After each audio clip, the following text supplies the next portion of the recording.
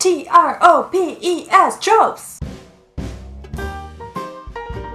Hello, my name is Kat and I'm a German girl who writes English children's fiction.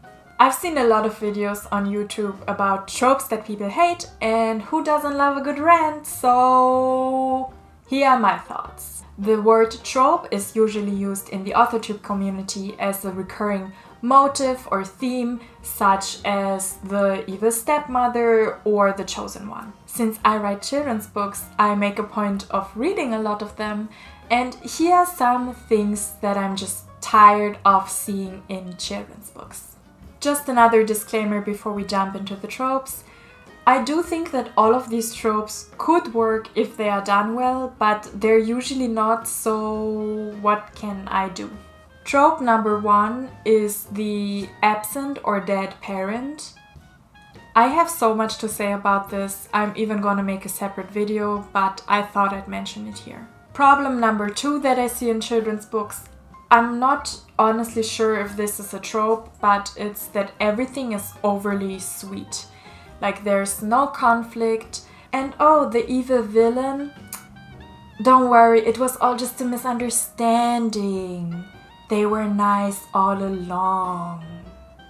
I understand why those books exist, especially for very small children, but I feel like at a certain age we need to stop underestimating our children. They can stomach a lot, and I think they also prefer to read about interesting stories that have conflict in them. Trope number 3 that I don't like seeing in children's books is the "no one will believe me, so I won't even bother explaining." I don't know what to exactly call this trope, but the basic situation is this.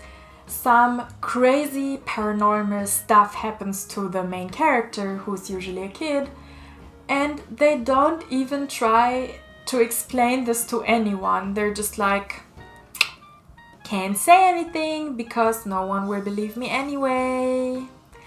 Even though I have this talking frog to prove my point. And this magic potion that makes me invisible. I need a good reason why this child is not trying to reach out for help or even to explain their situation. And it's even fine for me if there's a scene in the book where the child tries to explain and no one believes them. Trope number 4 that I hate to see in children's books is "it was all just a dream." This is often done to cover up the fact that something is crazy illogical or for something that is not canon and it's just super lazy. Trope number 5 that I'm tired of seeing in children's books is fake action and fake cliffhangers. When I turned around, I saw the most monstrous face with sharp teeth and green goo coming out of its nose. And then my brother pulled his mask from the face and said, "Ha ha, gotcha!" This is a cheap way of inserting action into your story and I'm not here for it. Trope number 6, and by far the one I like the least, the siblings who hate each other. There are 2 siblings, usually a brother and a sister, and they are 2 years apart in age. They hate each other, at least in the beginning of the story, but then they work through it by having some crazy adventures, and in the end they like each other. So original, never seen that one before. Except I have. I even understand why this trope exists. It's a very easy way to insert conflict into a story, and I'm not even saying it's not realistic. One of my brothers is 2 years older than me, and when we were young, we were worst enemies, but also best friends at the same time. I just think it's a sad thing that sibling relationships are always portrayed this way, like it's kind of a requirement that you can't like your brother or sister. It's normal for children to squabble and still be very close to each other at the same time.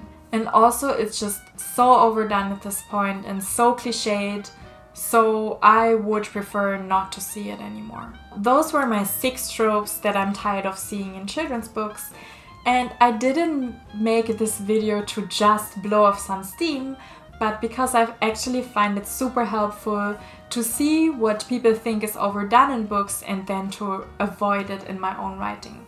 So please Please tell me the tropes that you are tired of seeing in children's fiction, but also in any other kind of books. Thank you so much for watching my video today.